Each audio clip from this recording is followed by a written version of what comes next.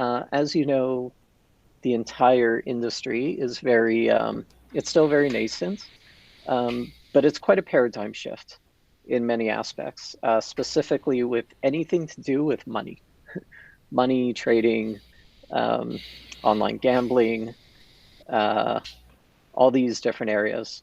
And so, as you can imagine, scams, uh, phishing schemes, basically a lot of people who used to be doing, the MLMs, multi-level marketing, a lot of them have migrated from doing, scams and MLMs from, early 2000s to now a lot of them are in this space, creating different types of scams and phishing schemes and, um, just because there's just so much money flying around that generally in the illicit activities world, um, scammers, people who like to make easy money, they're motivated by choosing paths that it's the path of least resistance.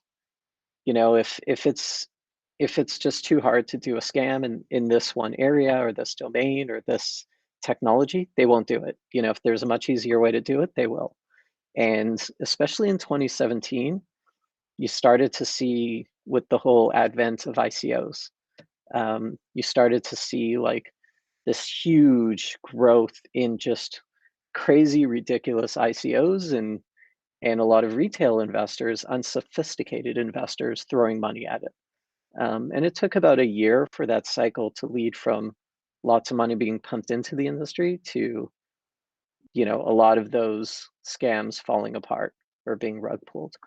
Um, and as I'm talking, feel free to just in the message box, just let me know if you have any questions or things you're specifically curious about.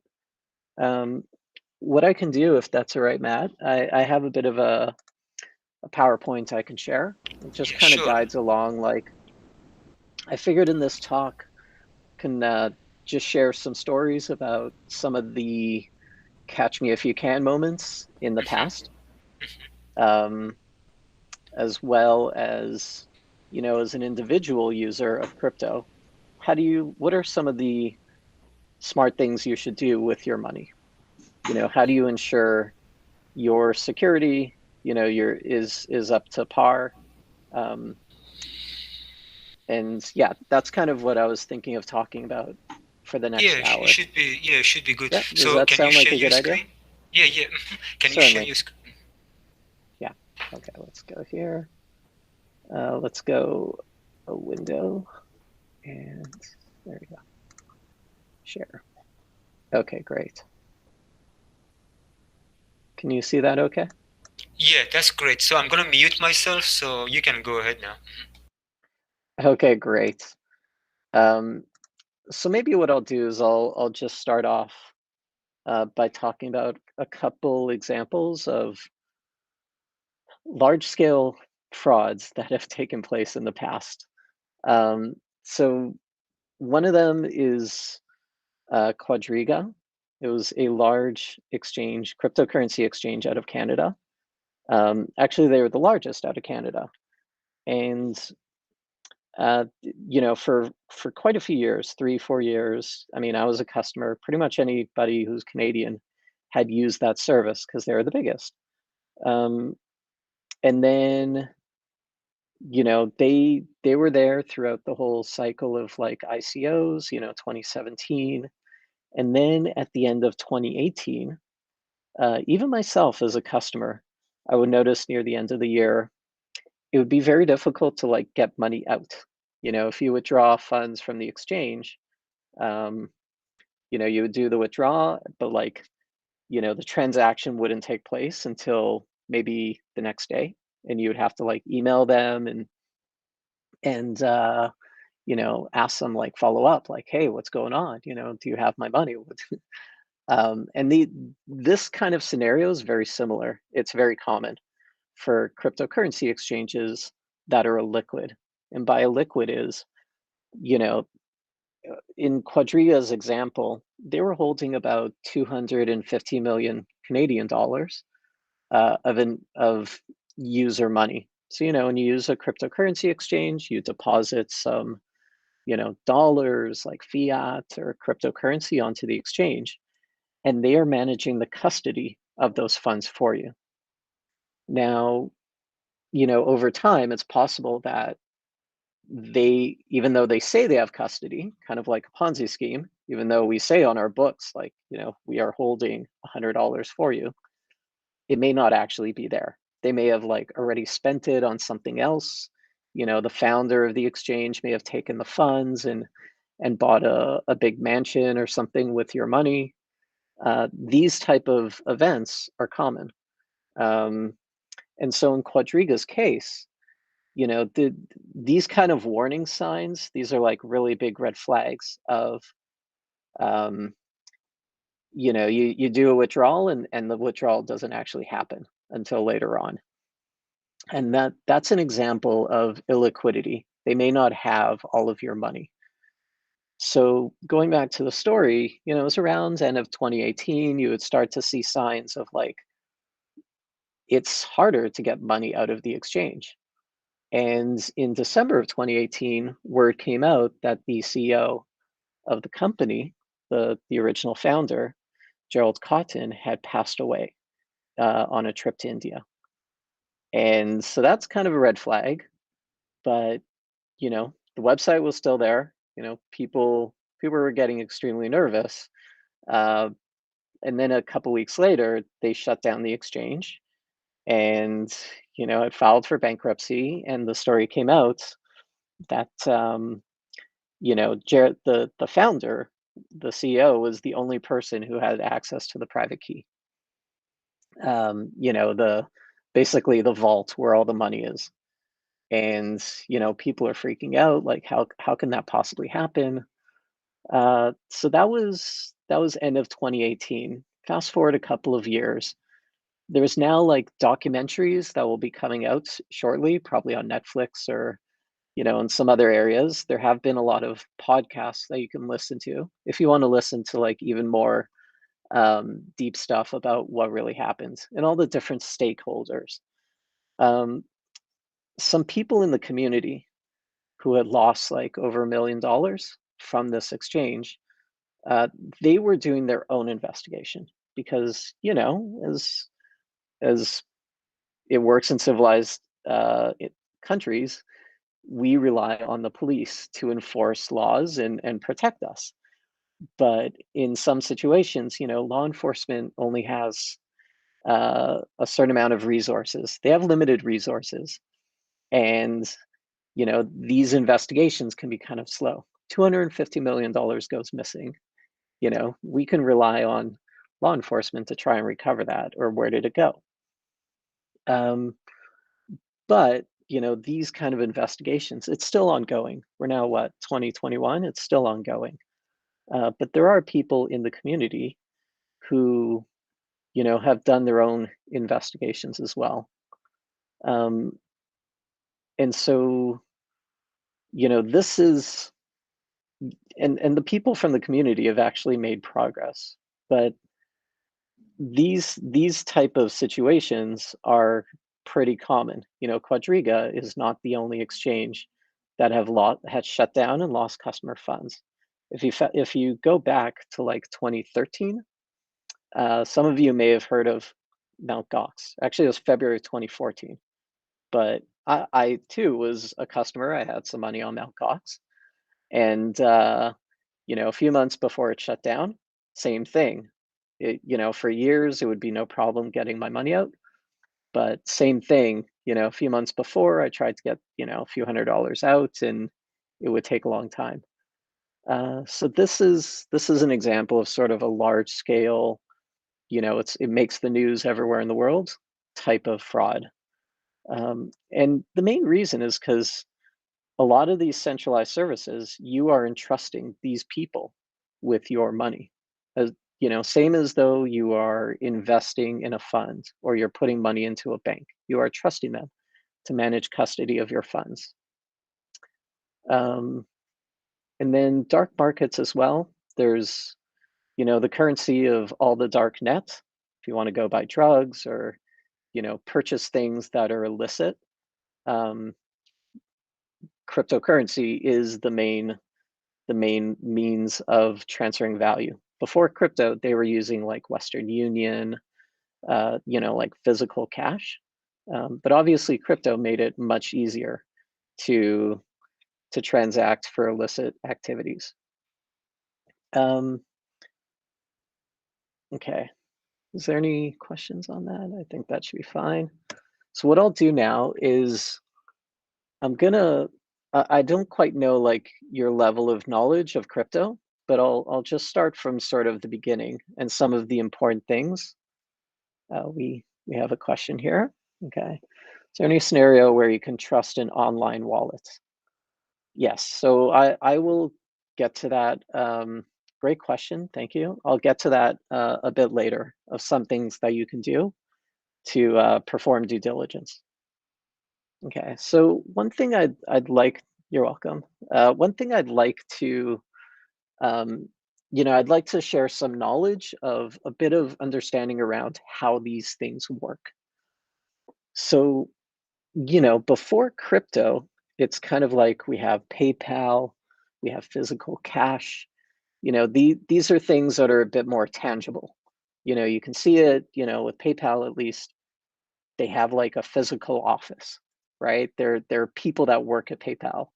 There's it this is kind of the world that we're used to. There's somebody you can always go and talk to, or with physical cash, it's the government, right? These are all centralized authorities you can trust.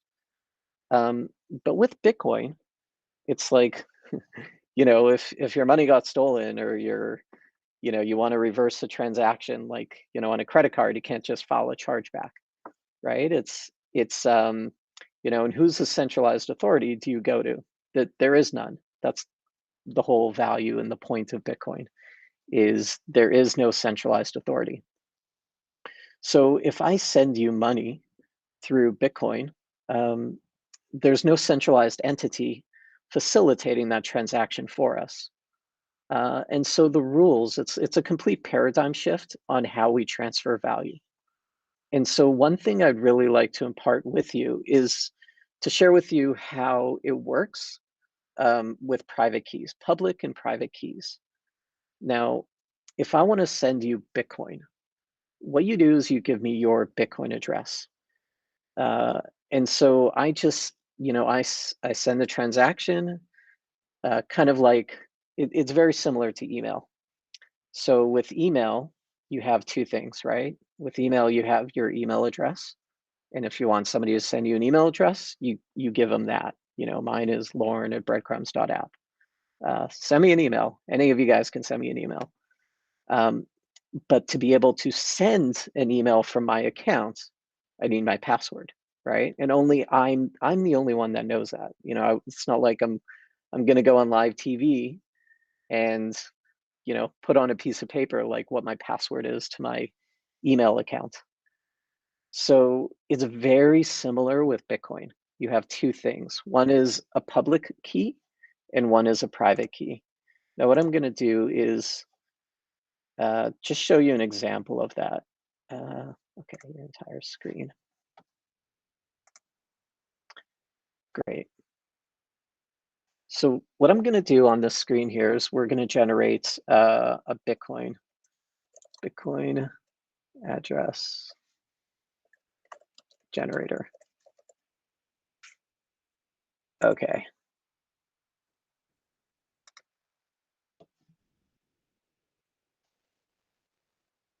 Okay, well this is, maybe I should just do a paper wallet.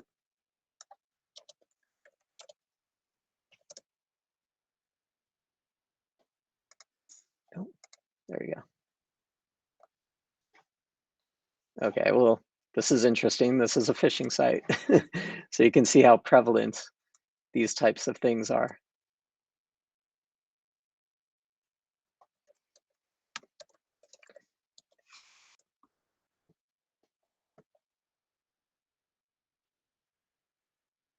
Wallet generator. Okay. Hopefully this is not a phishing scheme as well. What I'll do is I'll I'll disable my MetaMask.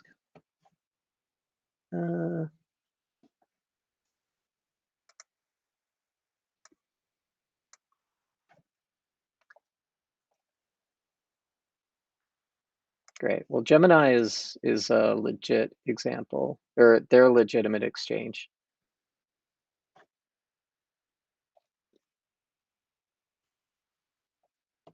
Okay, let's try this bit address again. Software wallet, cold storage. Okay, try this once more here at bit address. So what they're asking me to do is just put in some random information. They're essentially randomizing, you know, to create just a unique Bitcoin address for us.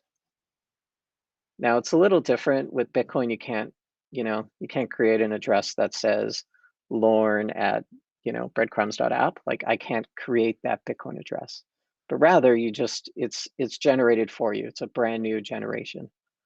Now, just from creating those random things, what we've done here is we've created my public address, my public Bitcoin address, and my private key, okay?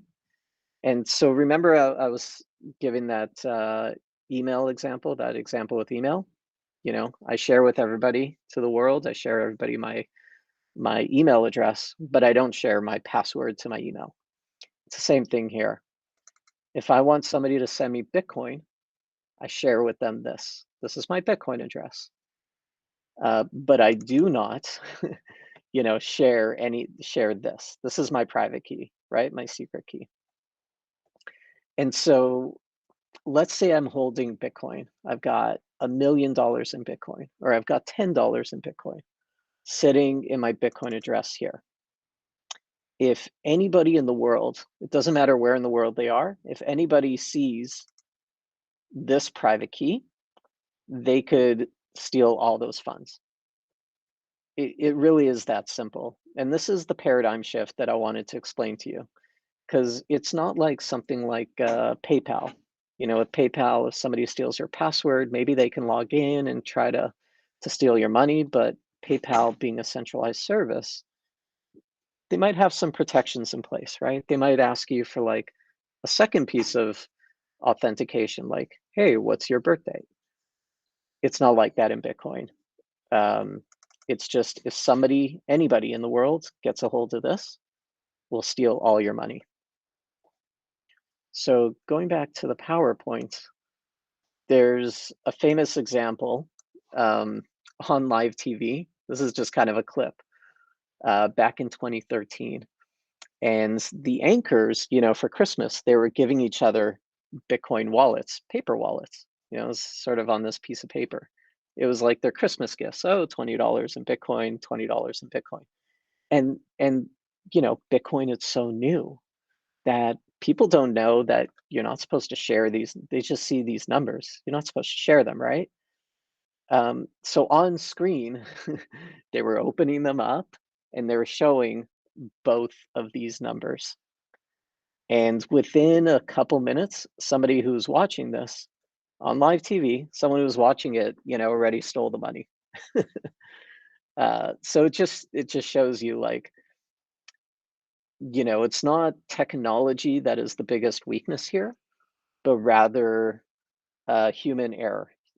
People not learning and knowing how it works. You know, and this is very common to like 20 years ago when the internet came out.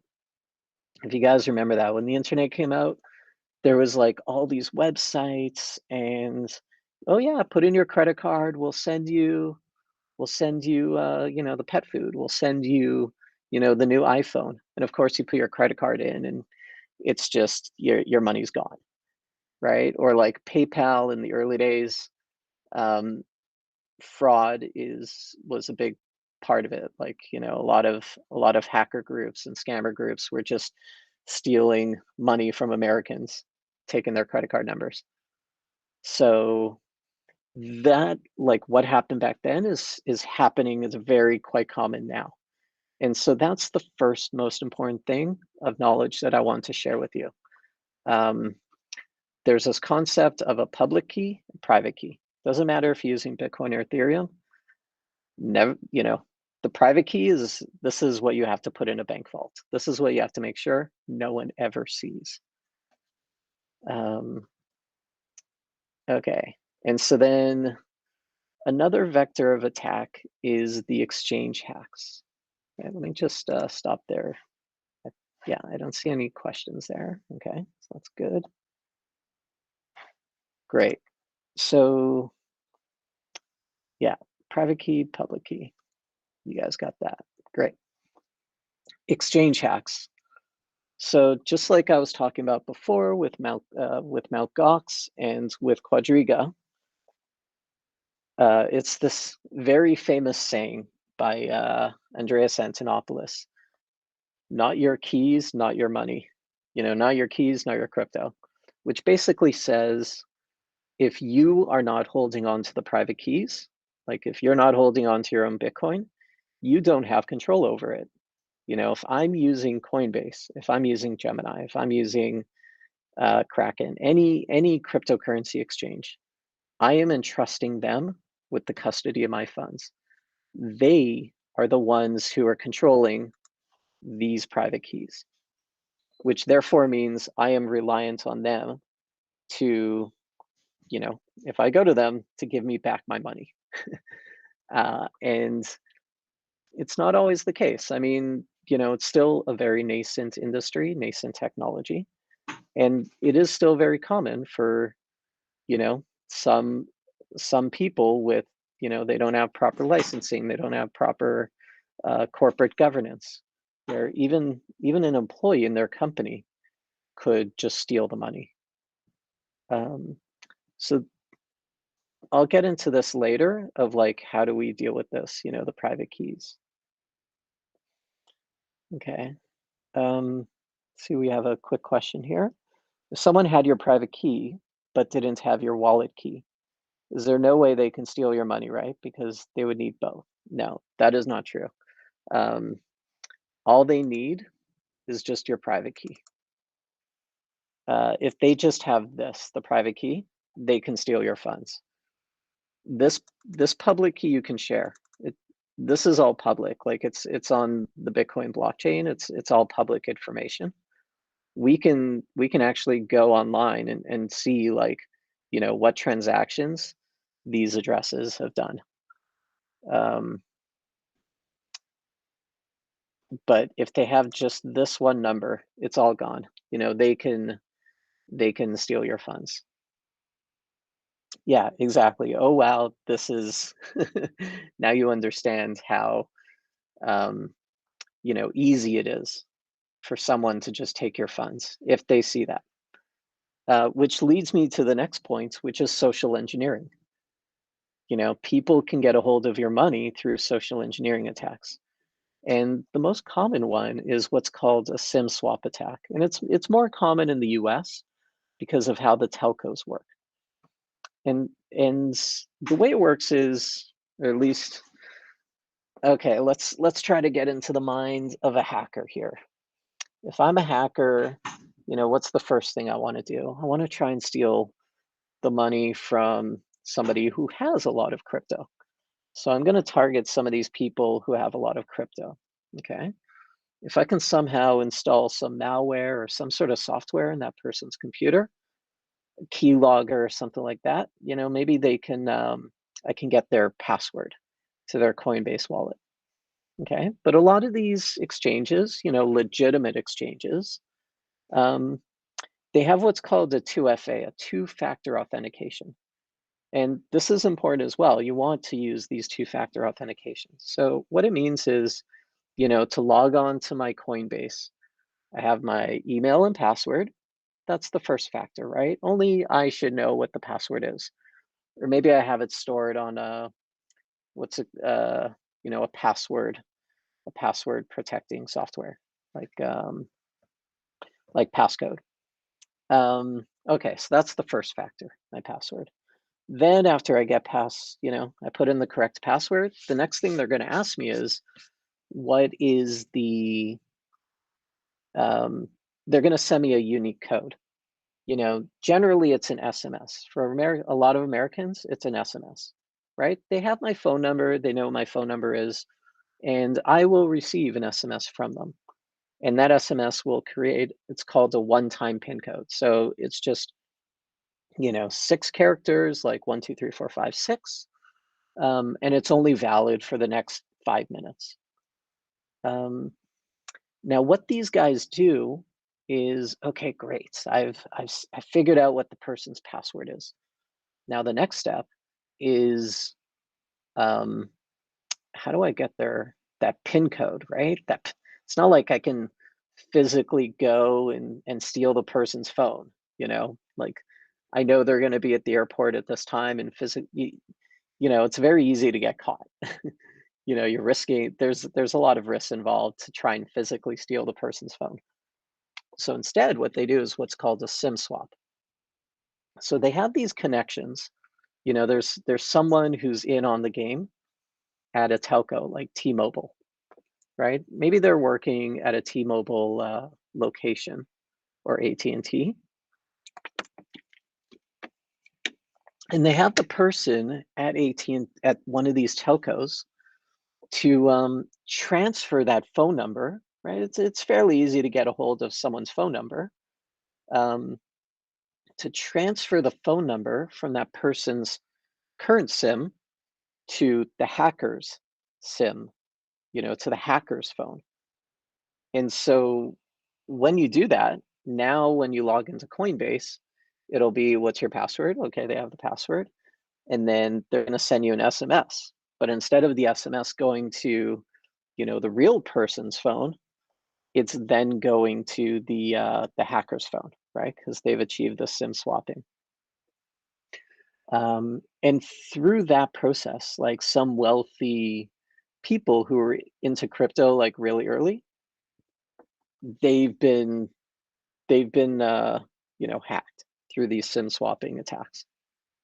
And so this is another vector of attack. This is another way, social engineering.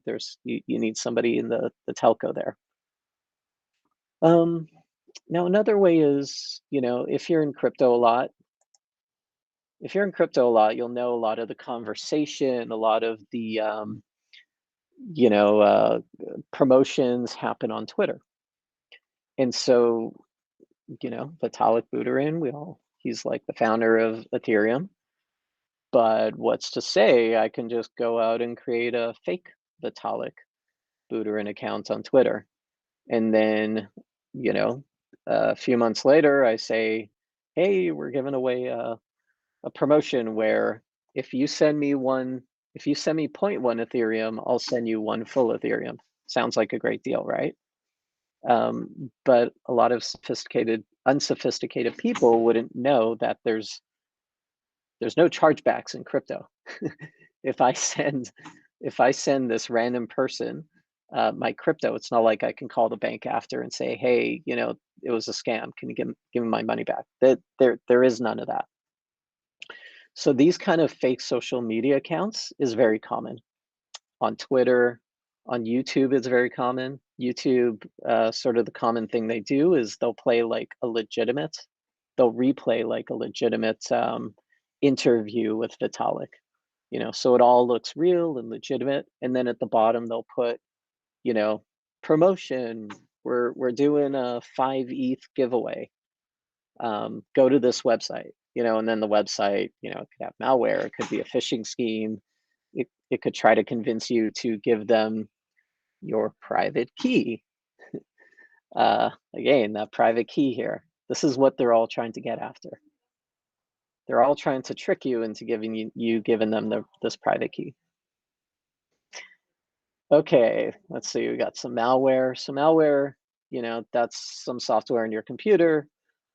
This is less common, but it happens. Some software in your computer that it could, some people might store their private key instead of on a piece of paper, they might store it on a text file and have that text file sitting on your computer.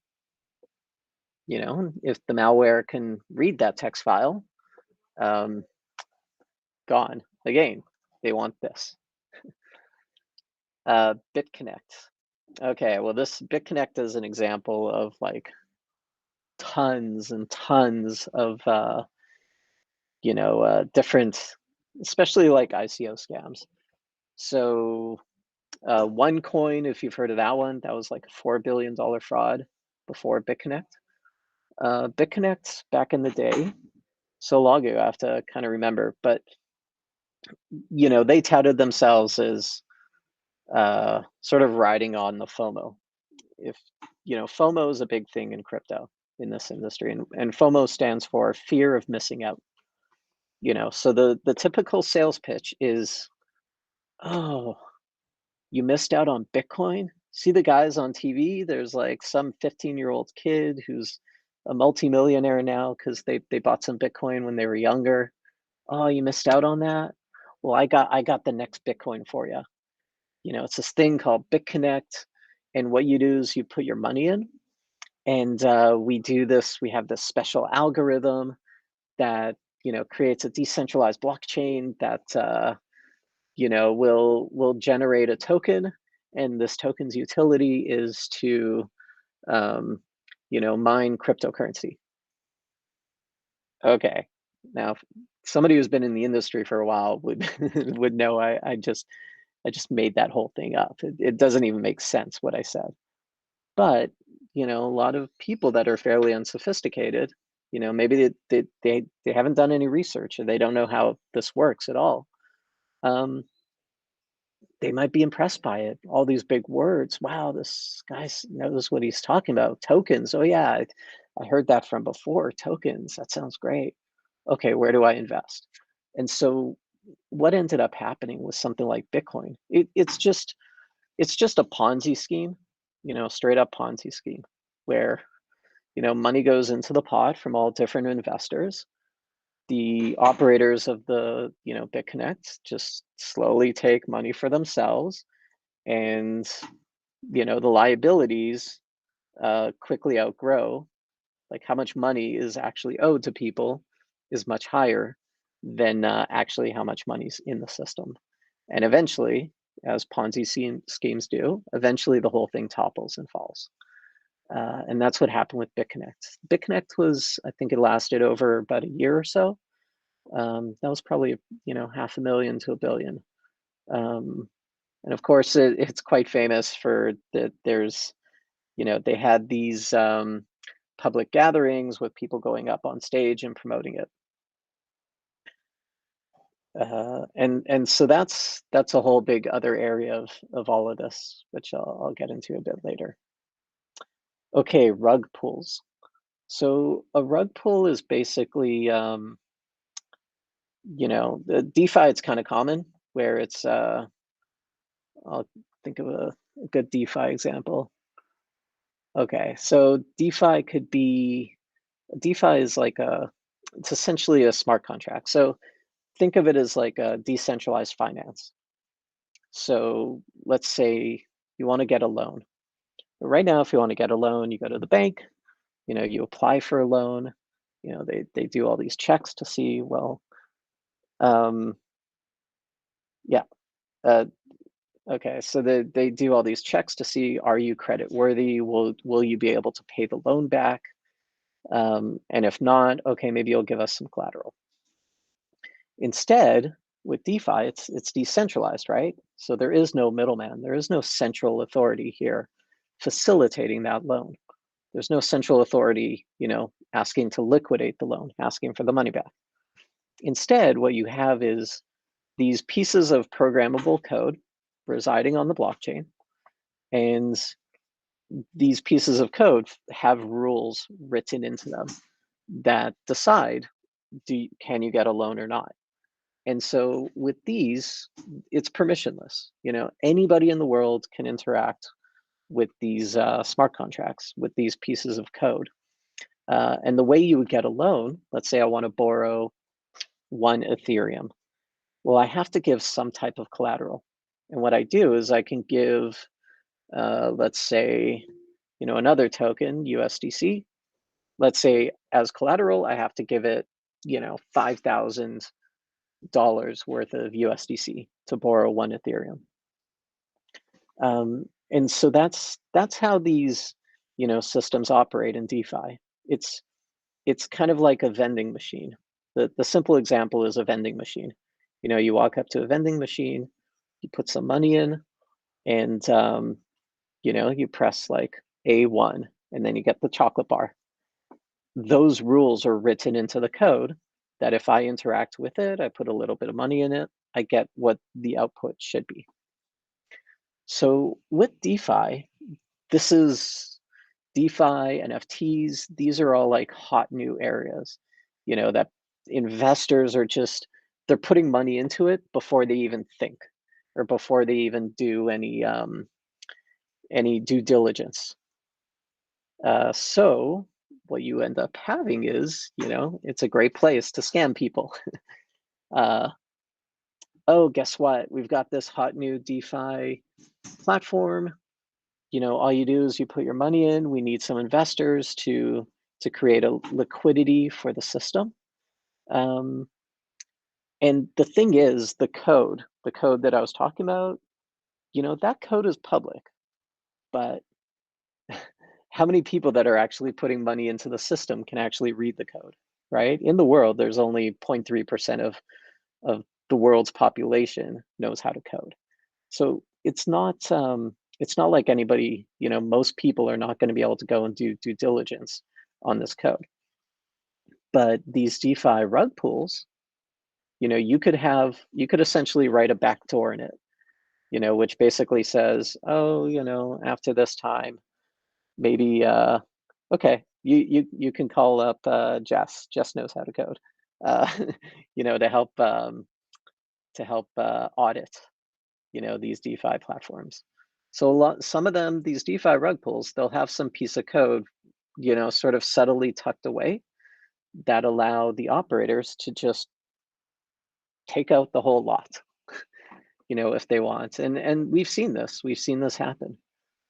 Um, and even if the DeFi operator is doesn't have bad intentions, they might have good intentions. But a lot of these DeFi platforms, they've got millions of dollars poured into them, and the code has not been audited. It's just people are throwing money before they even think, because that FOMO, and you want to get in ahead of everybody else.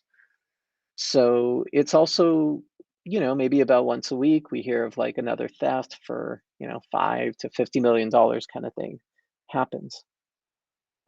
So this kind of these 6 different areas are sort of the common ways that money gets stolen in this industry. And you need to be aware of all of them, because you, as somebody who's holding crypto or managing crypto, you want to buy some crypto. You have to be really smart about, how do I not fall victim to any of these events? Okay, so we've kind of gone over like, counterparty risk, not your keys, not your coins. Yeah, and then the loss of your security seed phrase. So this is something that Matt actually pointed out a few minutes ago, which was on MetaMask. MetaMask is a Chrome extension. It's a very common Chrome extension. About 9 million people have this downloaded. It works a little different. They don't necessarily give you a private key like this. Instead, they give you what's called a seed phrase. And that's just, 12 words, like fox, jungle, kind of like those. 12 words in order.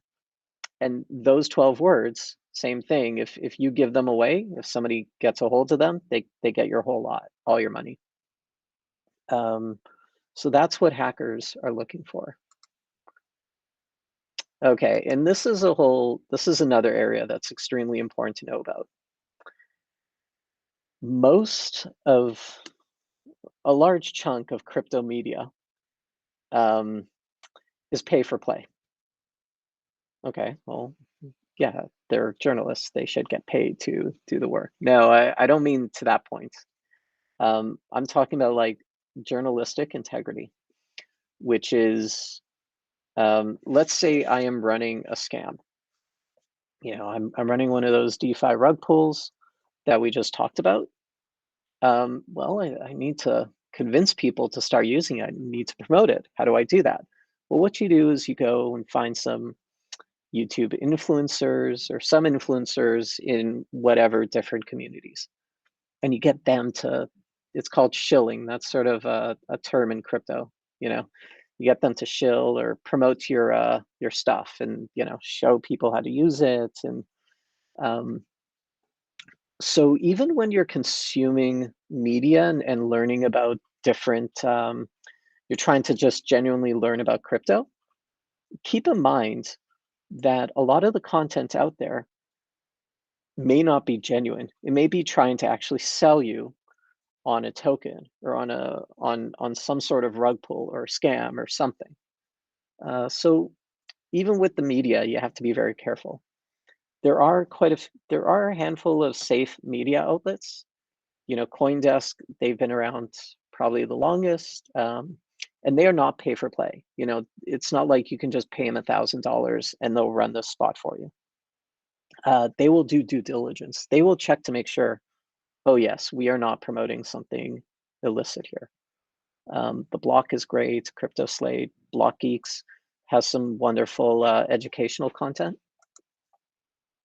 Okay, let's see some countermeasures. So now we're getting into the whole. Actually, I'll just take a moment here.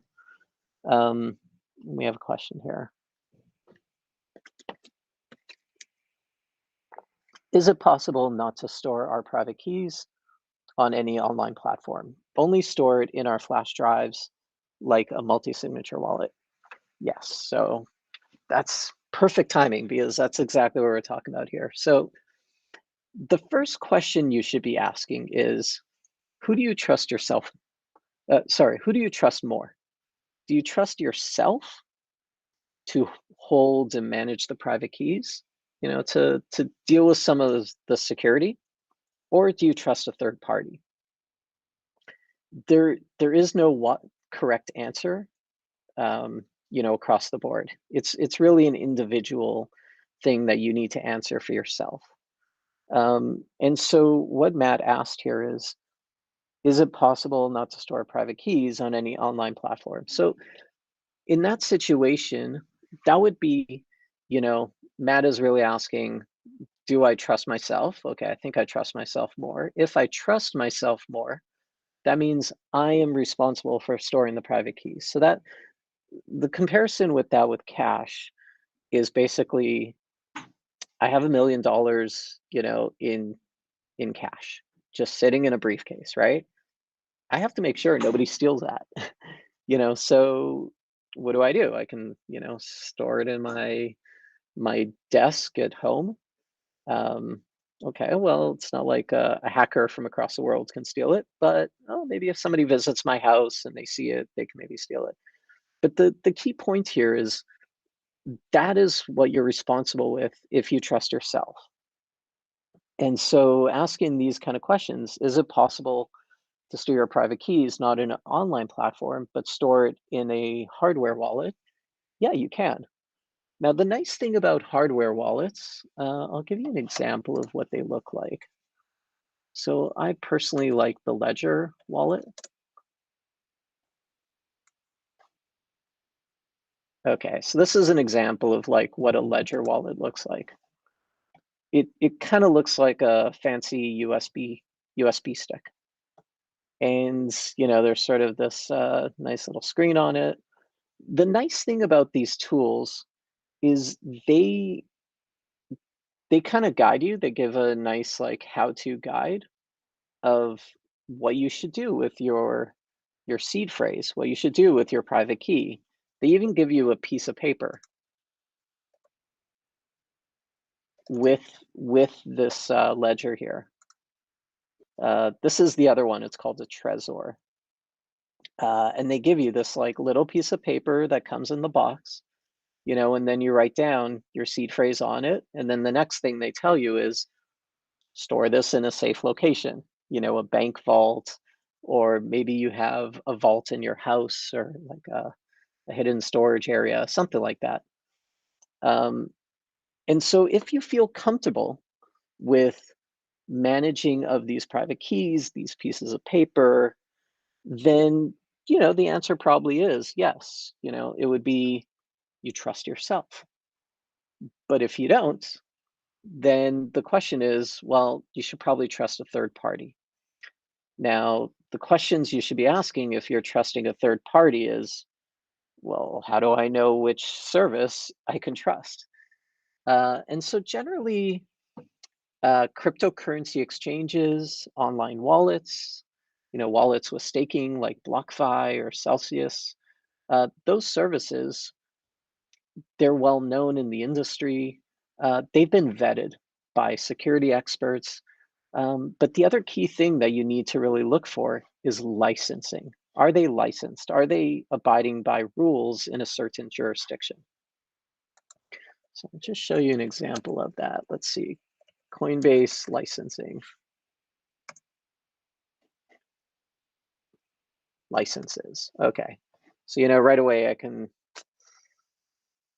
sorry, I'm on a quick VPN here. So I have to do the whole buses.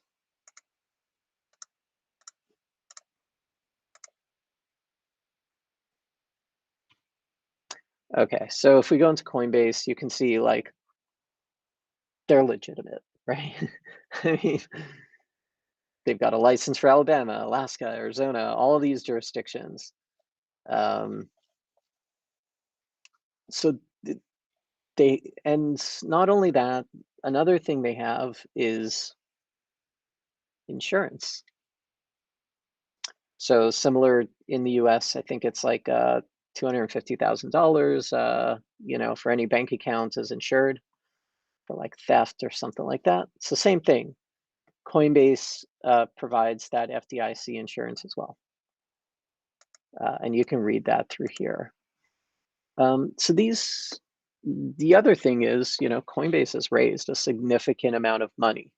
So if for some reason, something goes wrong, let's say $100 million gets stolen, it's not like Coinbase is going to go bankrupt. They have that money on their balance sheet. They will still survive. So these are the kind of things that you should look for when you're doing due diligence if you want to trust your funds with a third party. Okay. I think it's quite a lot of information packed into 50 minutes. Maybe what we'll do is I'll just stop sharing here and we can just I'll open it up to any questions if anybody has some, or maybe Matt, if you want to share some of your thoughts. No, it was wonderful. I mean, I learned. The thing is that the thing is that that question, the answer was a good answer because I forgot. I knew about cold and hot, but when you mentioned, it just came to me. Okay, yes, cold and hot. And then one thing is that also is that as you mentioned about those devices, USB. But another thing is, as coming to your comment, we have to also watch for the who are those USP providers, because if you buy those USPs from the wrong person, you're going exactly to their trap because the moment you connect that USB, you're done, you're finished because Right. so that's another thing that like in this area, as you mentioned, every step you take, you have to do diligence because you're on your own. Right. So Right. Okay. We have a question from Rudy. Is Authenticator, like Google Authenticator app, more secure than receiving a SMS text? And the answer is yes, very much so. It's more secure, but it's also the risk with it is if you lose your phone or you lose that. It's kind of like a private key you get when you first sign up. If you lose it, then you're kind of out of luck. Or it's just very difficult to contact the centralized service to prove that you are who you say you are. Um, and I'll explain why it's more secure. The main reason why it's more secure is because SMS text, first of all, it's unsecure, so there's no like cryptography, in the communication. But also, it's easily victim to SIM swapping. Now, the way Google Authenticator works is essentially the app itself is not even connected to the internet. So even if like, there's some malware or something on your phone, it's the app itself, they can't get your private keys or whatever. Um, yeah, and so Authenticator, the way it actually works, that it's able to, if you look at it, it changes the number every minute. It's actually based on time. Like, what is the time right now on at UTC? And it uses that with a combination of a private key, and that's how it generates those numbers that you see on the screen. But in terms of, is it more secure than text? Yes, definitely. Okay, do you have any recommendation for solid first course on Block Geeks or elsewhere for a person? Yes, so actually, I wrote a book. It's called Mastering Blockchain. Um, so that would be a good first step. It gives very much, maybe I'll just share my screen here. Gives kind of a high level of the, all the different areas of the industry. Okay, yeah, this is kind of what it looks like. The penguin on the front, and it's through O'Reilly Media. The other thing I'd recommend doing is just buy some crypto. Buy some just small amounts, like maybe $100 or something. Play around with it. That's really the best way to learn and understand how these things work. Because as much as a book or content or whatever, until you actually experience it, it's really that knowledge helps. The other thing I'd like to do, if it's okay, Matt, I'll just kind of plug our site and give you a bit of an understanding of these tools that we provide. Sure. So our website is breadcrumbs.app, and the main reason why we open this up to everybody is to help people. Everybody has the right to be able to investigate and monitor cryptocurrency transactions. And so here's our site. We have some examples of like, investigations that we've done. This is an example of like a charity where they received funds. But also we have a monitoring tool, which we just released. And the usefulness for like somebody who's new to crypto with the monitoring tool is, let's say you're going to have 5 ETH addresses. Maybe you have a MetaMask, right? You probably have a MetaMask, Matt, right? Well, let's say you want to keep track of all your MetaMask addresses. So, for example, here, in one dashboard, I was able to keep track of some of my addresses. Overall, okay, I don't really have much money in there, but about $80. And you can see, like, here in one dashboard, I have an overview of all the stuff I've been doing. Plus, you can set alerts. Let's say I want to be notified when money is taken out of my account or money comes into my account. We offer that technology. So But you're not going to store the face. Yeah, you're not going to store the face. What's called like those pass phrases there, right, in your platform, no? No, not That's at all. good to mention that because yeah, because you only store the public key. Yes. Yeah. No, because the thing Never. is that someone may fish your website. I'm just joking. And then ask them to put this stuff. I'm just joking. But most people know about that. Yeah. Okay. Yeah, that's a great reminder. So yeah, it's breadcrumbs.app. We have a monitoring tool that might be useful for some people if you want to, because a good way to protect yourself is by being aware. awareness of like where all your money is. Yeah. And then you can also add your website in the comments so that people can check that out after Oh this yeah, because yeah. sure. Let's do that. Hmm.